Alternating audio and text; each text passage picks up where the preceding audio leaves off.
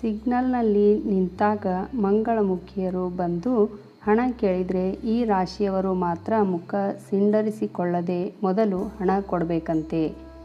ಈ ರಾಶಿಯವರು ಹೀಗೆ ಹಣ ಕೊಟ್ಟರೆ ಸಂಪತ್ತು ಹೆಚ್ಚುತ್ತಂತೆ.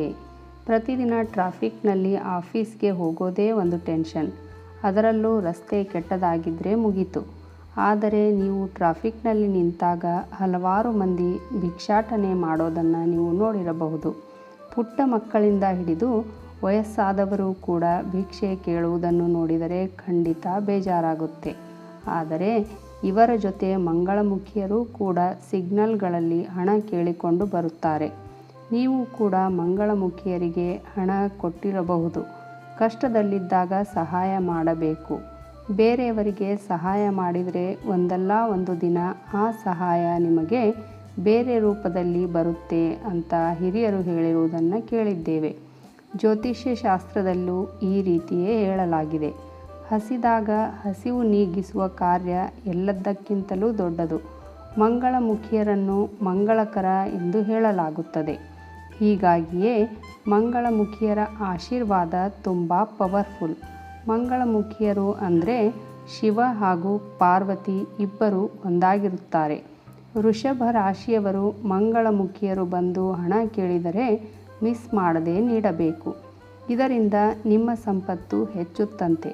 ಜೊತೆಗೆ ನೀವು ಅಂದುಕೊಂಡ ಕೆಲಸಗಳು ಬೇಗನೆ ಪೂರ್ಣಗೊಳ್ಳುತ್ತವೆ ಅಂತ ಹೇಳಲಾಗುತ್ತದೆ. ಸಹಜವಾಗಿ ಮಂಗಳಮುಖಿಯರು ಹಣ ಕೇಳಿದಾಗ ಪ್ರತಿಯೊಬ್ಬರೂ ನೀಡುತ್ತಾರೆ. ಮಂಗಳಮುಖಿಯರು ಕೈಯಲ್ಲಿ ದೃಷ್ಟಿ ತೆಗೆಸಿಕೊಂಡರೆ ಒಳ್ಳೆಯದಾಗುತ್ತೆ ಅನ್ನೋ ಕೆಲವು ನಂಬಿಕೆಗಳು ಸಹ ಇವೆ.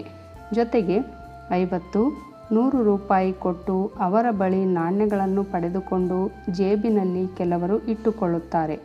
ಮಂಗಳಮುಖಿಯರಿಗೆ ಅವರದೇ ಆದ ವಿಭಿನ್ನ ಲೋಕವಿದೆ. ಅವರು ಅನೇಕ ನಂಬಿಕೆಗಳು ಮತ್ತು ಸಂಪ್ರದಾಯಗಳನ್ನು ಹೊಂದಿದ್ದಾರೆ.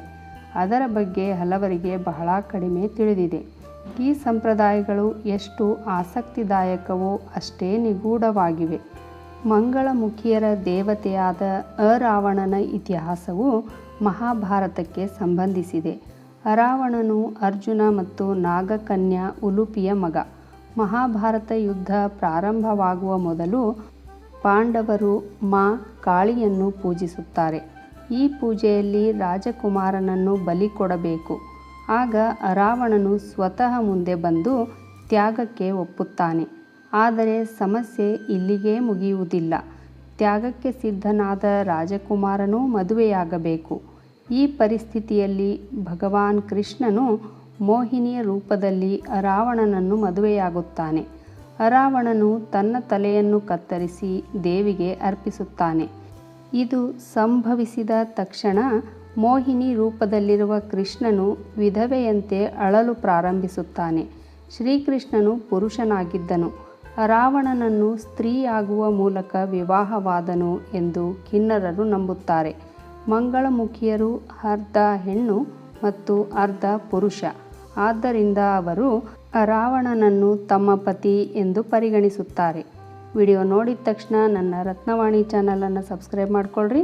ಹಾಗೆ ಒಂದು ಲೈಕ್ ಕೊಡೋದ್ರ ಜೊತೆಗೆ ಹೆಚ್ಚು ಜನರಿಗೆ ಈ ವಿಡಿಯೋವನ್ನು ಶೇರ್ ಮಾಡಿರಿ. ಧನ್ಯವಾದಗಳು.